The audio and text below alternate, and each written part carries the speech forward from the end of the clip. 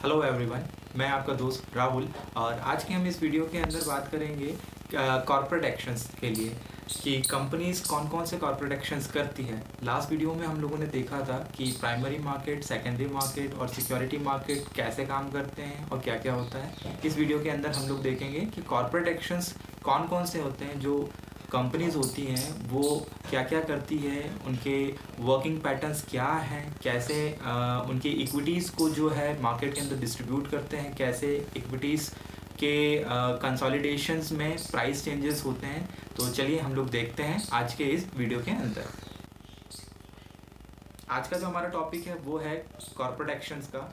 Corporate actions एक type का procedure है कि कंपनीज़ को, जो कंपनी एक्ट के तहत रजिस्टर्ड है, हमारे गवर्नमेंट ऑफ इंडिया का जो एक्ट है, कंपनी एक्ट, उसके अंदर रजिस्टर्ड होती है कंपनी, और हर कंपनी को अपने हिसाब से एक कॉर्पोरेट एक्शंस के रूल्स के अकॉर्डिंग ही सारी चीज़ों को फॉलो करना होता है। यानी कोई भी कंपनी अपने हिसाब से काम नहीं कर सकती है। तो बहुत सारी कॉर्पोरेट एक्शंस हैं। मेजरली हम लोगों ने कॉर्पोरेट एक्शंस में से एक जो मोस्ट ऑफ द फेमस है, आईपीओ। हम लोगों ने एक लास्ट वाले वीडियो के अंदर आईपीओ को हम लोगों ने समझा कि आईपीओ क्या होता है, और आज हम लोग आईपीओ के साथ में और कौन कौन से कॉर्पोरेट एक्शंस होते हैं उसके बारे में हम लोग जानेंगे। कंपनी एक्ट का प्रोविज़न है 2013 का, जिसके अंदर सेबी ने सारी चीज़ों को रेगुलेट करके रखा हुआ है कि कंपनीज जो है लिमिटेड कॉर्पोरेट एक्शंस को जो है फॉलो करेगी, और जो भी एक्शंस होगी वो इन टर्म्स ऑफ क्लाइंट्स होगी, इन टर्म्स ऑफ प्रमोटर्स होगी और इन टर्म्स इक्विटी होल्डर्स होगी।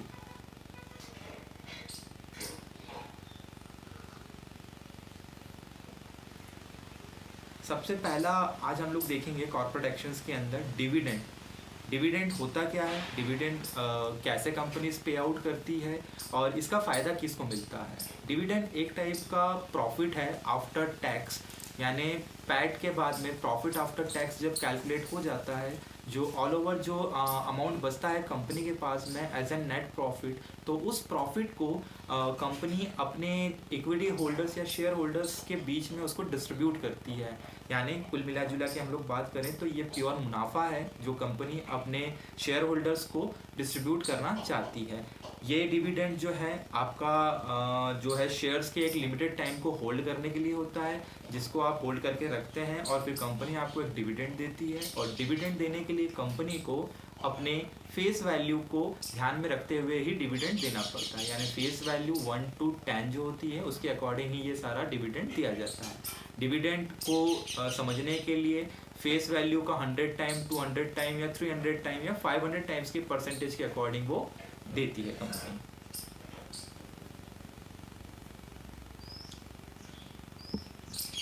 नेक्स्ट जो कॉर्पोरेट एक्शंस है, राइट इशू।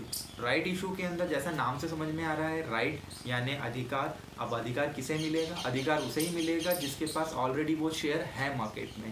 यानी रिसेंटली अभी हम लोगों ने देखा कि रिलायंस ने अपना राइट इशू किया था, जिसके अंदर उसने अपने पुराने शेयर होल्डर्स को ही कम डिस्काउंटेड प्राइस पर शेयर्स को खरीदने के लिए एक ऑप्शन अरेंज किया था। तो राइट इशू यानी हम लोग शेयर्स को खरीदते हैं एक उसके एग्जिस्टिंग शेयर्स होने के नाते, यानी हमें कम भाव में शेयर्स मिल जाता है और हमें थोड़ा सा मुनाफा हो जाता है।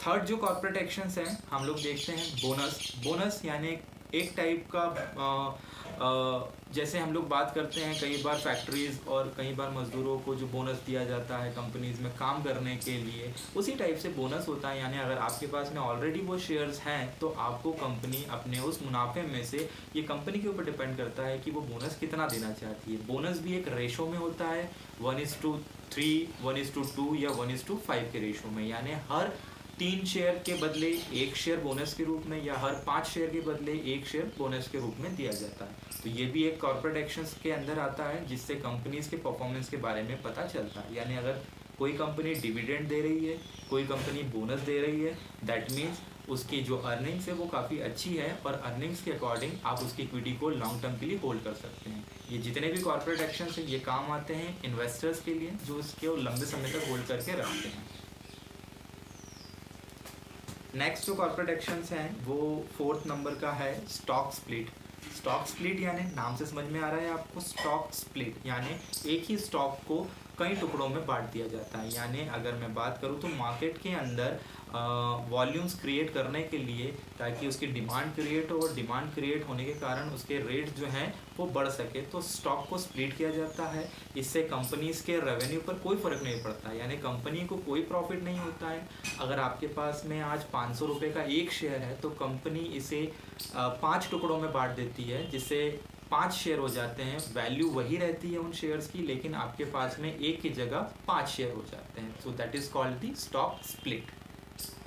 ये भी रेशो के अंदर होता है, 1:5 के रेशो में होगा। और स्टॉक स्प्लिट करने के लिए भी फेस वैल्यू को ध्यान में रखना पड़ता है, क्योंकि फेस वैल्यू एक्चुअल वैल्यू है उस शेयर की, तो स्टॉक स्प्लिट भी फेस वैल्यू के अकॉर्डिंग होगा। यानी अगर कोई शेयर स्प्लिट हो रहा है तो वो अपने फेस वैल्यू से स्प्लिट होगा। यानी अगर किसी शेयर की वैल्यू 10 रुपये है तो वो 5 में स्प्लिट हो सकता है, 2-2 रुपये के, या तो फिर वो 1-1 रुपये के फेस वैल्यू के साथ 10 में स्प्लिट हो सकता है। तो इससे ज़्यादा स्प्लिटिंग शेयर्स की नहीं कर सकते हैं हम लोग। नेक्स्ट 5 जो हमारा कॉर्पोरेट एक्शन है that is the spin off. Spin off एक बहुत ही स्ट्रैटेजिकल कॉर्पोरेट एक्शन है। इसके अंदर हम लोग जो है कंपनी के ऑपरेशन यानी कंपनी की पेरेंट कंपनी से ही कोई नया बिजनेस एक जनरेट होता है। यानी मान लो कि मेरी कंपनी कोई एक ए है, उस कंपनी का ही एक सब्सिडरी ब्रांच है दैट इज़ बी, लेकिन उन दोनों की इक्विटीज़ अलग अलग है। तो इस प्रोसेस से जो बिज़नेस आता है, यानी मैं यहाँ पे एक स्पिन ऑफ कर देता हूँ, कहीं ना कहीं मैं कंपनी बी की लाइबिलिटीज़ को कंपनी ए के ऊपर डाल देता हूँ, या कंपनी ए की लाइबिलिटीज़ को कंपनी बी के ऊपर डाल देता हूँ। दैट मीन्स मैं कहीं ना कहीं इक्विटी होल्डर्स के ऊपर ये सारी जिम्मेदारी छोड़ता हूँ कि वो किस तरीके से इसको देखते हैं। कॉर्पोरेट एक्शंस है इसके अंदर, जैसा आप लोग देख रहे हैं।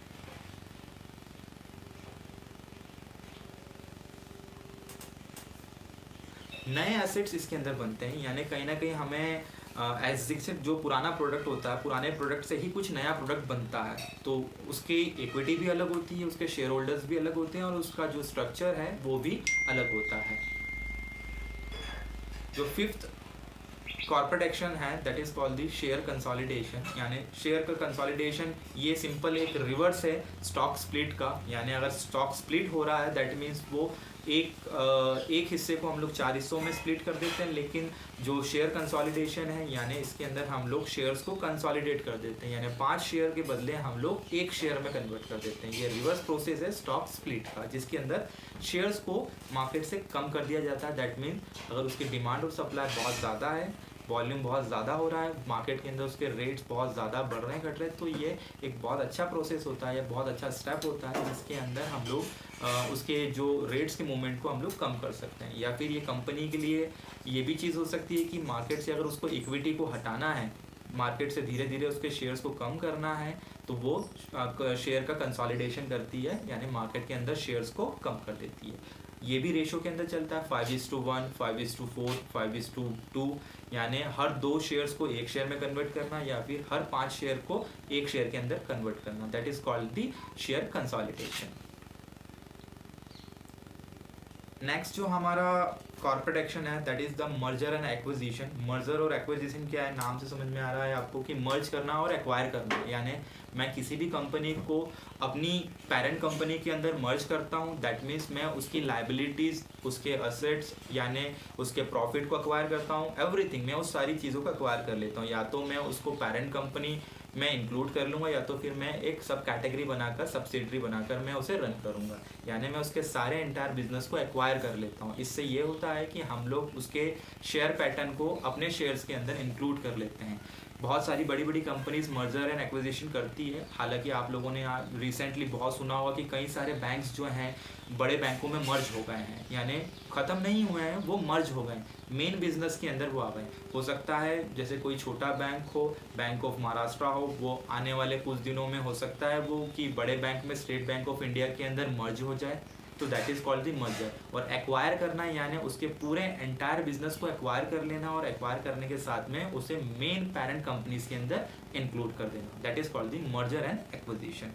मोस्ट ऑफ द कंपनीज करती हैं ये कॉर्पोरेट एक्शंस। और कॉर्पोरेट एक्शंस को समझने के लिए आपको बहुत डिटेल में समझना होगा, क्योंकि ये सारी चीज़ें शेयर्स और जो इन्वेस्टर्स है उसके लिए बहुत इंपॉर्टेंट होती है, क्योंकि इससे प्राइजेस जो होते हैं मार्केट के अंदर बहुत ज़्यादा फ्लक्चुएट होते हैं। अगर कोई कंपनी मर्ज कर रही है, वो किस में मर्ज हो रही है, अगर वो बड़ी कंपनी में मर्ज हो रही है तो दैट मीन्स वो बड़ी कंपनी के लिए प्रॉफिट हो भी सकता है या नहीं भी हो सकता है। अगर वो प्रॉफिटेबल बिजनेस मर्ज हो रहा है तो दैट मीन्स उसके शेयर्स पर पॉजिटिव इंपैक्ट पड़ेगा। अगर वो नेगेटिव मर्ज हो रहा है दैट मीन्स उसके शेयर पर नेगेटिव इंपैक्ट पड़ेगा, क्योंकि कहीं ना कहीं हम पुराने जो बिजनेस है या एग्जिस्टिंग बिजनेस है उसको मर्ज कर रहे हैं विद लाइबिलिटीज़, क्योंकि लाइबिलिटीज़ बहुत बड़ा फैक्टर आ जाता है इसके अंदर। तो इस चीज़ को हमेशा ध्यान में रखना चाहिए।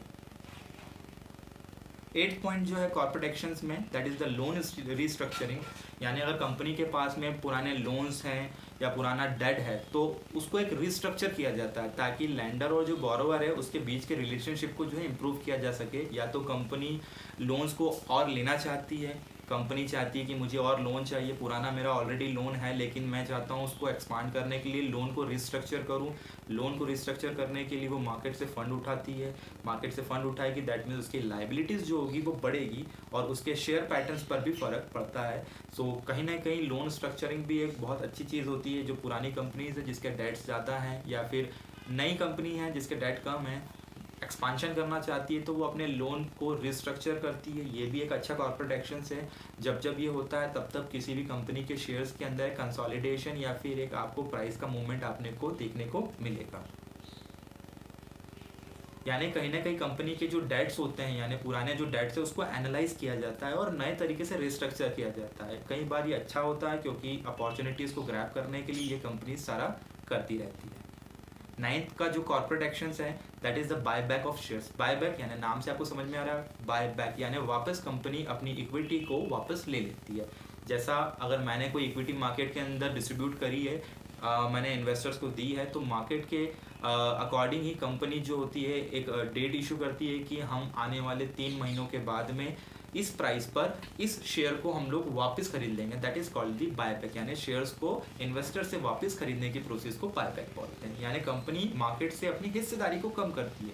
यानी हो सकता है कंपनी को मुनाफा हो रहा हो और कंपनी अपने प्रॉफिट को शेयर नहीं करना चाहती है अमंग्स दी इन्वेस्टर्स।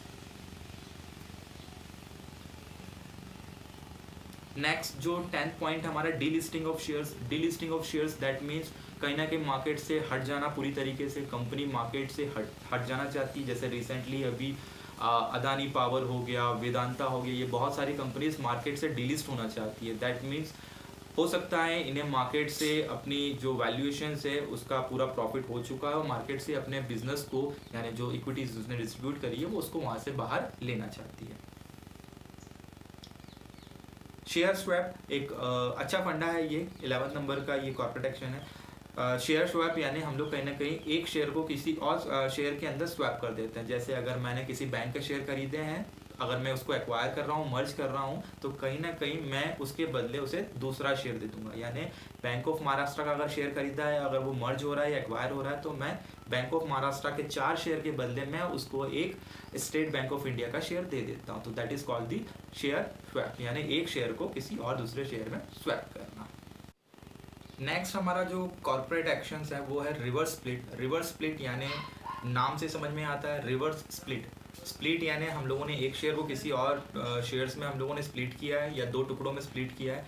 रिवर्स स्प्लिट यानी हम लोग पुराने शेयर्स को किसी और शेयर के अंदर स्प्लिट करते हैं इन द फॉर्म ऑफ 1, 2 और 3, यानी किसी पुरानी एंटिटी से कोई नई एंटिटी क्रिएट करते हैं। That is called the reverse split. Reverse split का एक फ़ायदा ये होता है कि इससे एक काइंड ऑफ नई चीज़ इम्प्रूव होकर आती है। यानी मेरे पास में कोई पुराना शेयर है मेरे पास में, तो मैं उसे किसी और शेयर के अंदर कन्वर्ट कर देता हूँ। 2 शेयर में कन्वर्ट कर दूँ या 3 शेयर में कन्वर्ट कर दूँ, ये टोटल अपोजिट होता है स्प्लिट के। जो नेक्स्ट हमारा कॉर्पोरेट एक्शंस है that is the board meetings. कई बार हम लोगों ने सुना होगा कि बोर्ड मीटिंग्स होती है, कंपनीज की बोर्ड मीटिंग्स होती है, बोर्ड मीटिंग्स होती है। सो बोर्ड मीटिंग यानी उसके बोर्ड ऑफ डायरेक्टर्स बैठते हैं और ऑर्गेनाइजेशंस को आगे बढ़ाने के लिए या उसके ग्रोथ के लिए या फिर कुछ ऐसी सिचुएशन आ गई जिससे इम्प्रूव होने के लिए उसके लिए डिसीजंस लेते हैं, जो कि कस्टमर्स के लिए बहुत ज़्यादा वैल्यूबल होते हैं। कस्टमर्स इस बोर्ड मीटिंग के डिसीजंस को फॉलो करते हैं और फिर आगे उसके अंदर बाइंग या सेलिंग बनाते हैं लॉन्ग टर्म के लिए। AGM एंड EGM ये भी एक टाइप के कॉर्पोरेट एक्शन है। AGM यानी annual general meetings and EGM यानी emergency general meeting.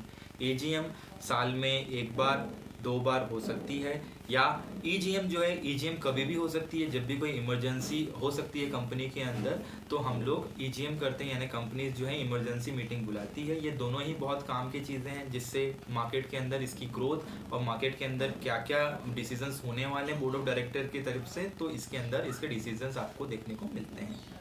Book closures dividend के लिए होता है, यानी जब भी डिविडेंड डिक्लेयर होता है तो डिविडेंड डिक्लेयर होने से पहले उसका एक बुक डेट में इशू किया जाता है, यानी इतनी तारीख को इसका जो डिविडेंड होगा वो डिस्ट्रीब्यूट होगा।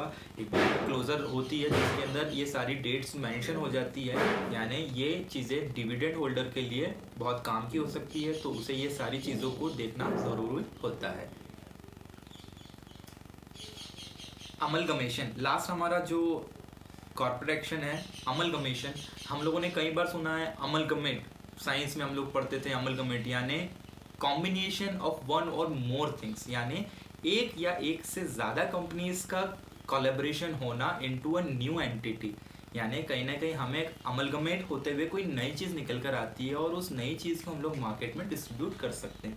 एक नया बिजनेस हो सकता है, 3 कंपनीज मिलकर, हो सकता है एक चौथी कंपनी फॉर्म करती हो और उस चौथी कंपनी को मार्केट के अंदर पब्लिकली डिस्ट्रीब्यूट कर दिया जाता है, जो कि कस्टमर्स के लिए फ़ायदेमंद हो सकती है।